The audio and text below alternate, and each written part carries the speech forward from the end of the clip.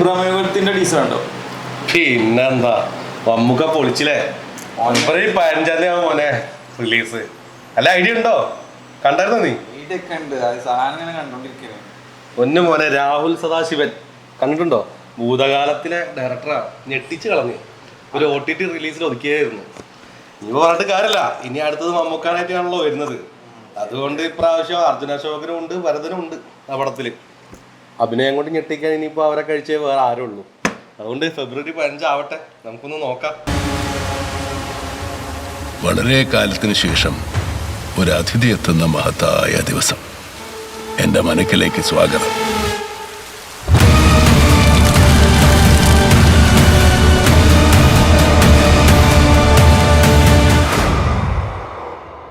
നീ എന്ത് ചെയ്യുന്നേ? ഞാൻ പ്രമേയത്തിന് ടിക്കറ്റ് എടുക്കുക. അത് 15 തീയതിക്കല്ലേ? 9 തീയതിക്ക് അതിനു മുമ്പ് നടി സാധനം പറയുന്നുണ്ടല്ലോ.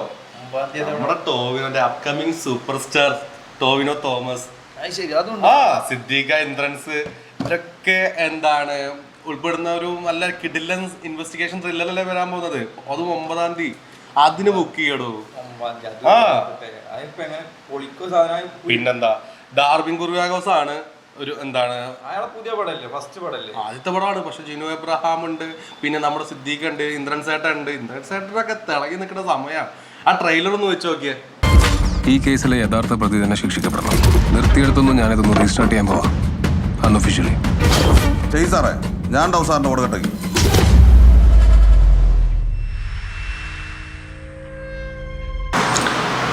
ശരിടാ, ശരി ശരി, ഞാൻ വിളിക്കാം. ഓക്കെ ഓക്കെ, ശരി. എടാ അപ്പൊ ഫെബ്രുവരി 2 പടമല്ലാതെ വേറെ പടങ്ങളൊന്നുമില്ല? 2 അല്ലടോ, 4 പടം. ബിജു മനോൻ സാറിന്റെ 2 പടങ്ങളല്ലേ വരാൻ പോകുന്നത്. അത് ഒന്ന് തുണ്ട് 16 തീയതി, ഒന്ന് തലവൻ അത് 23 തീയതി. ട്രെയിലർ കൺഫേം ആയിട്ടുണ്ട്. ഇപ്പൊ എല്ലാ തിയേറ്ററുകളിലൊക്കെ ഫ്ലെക്സും മറ്റുള്ള കാര്യങ്ങളൊക്കെ കയറി കഴിഞ്ഞു. പക്ഷെ തുണ്ടിന്റെ ട്രെയിലർ ആണെങ്കിൽ അതൊരു കിടുക്കൻ സാധനം. ഒന്ന് കണ്ടോക്കിയേ. സോറി, ബോധമുണ്ടോടാ നിനക്കൊക്കെ? സ്കൂളിൽ നിന്ന് ടൂർ പോയതാണ് നീയൊക്കെ സ്മോക്ക് ബോംബ് ഇട്ട് പൊട്ടിക്കാൻ.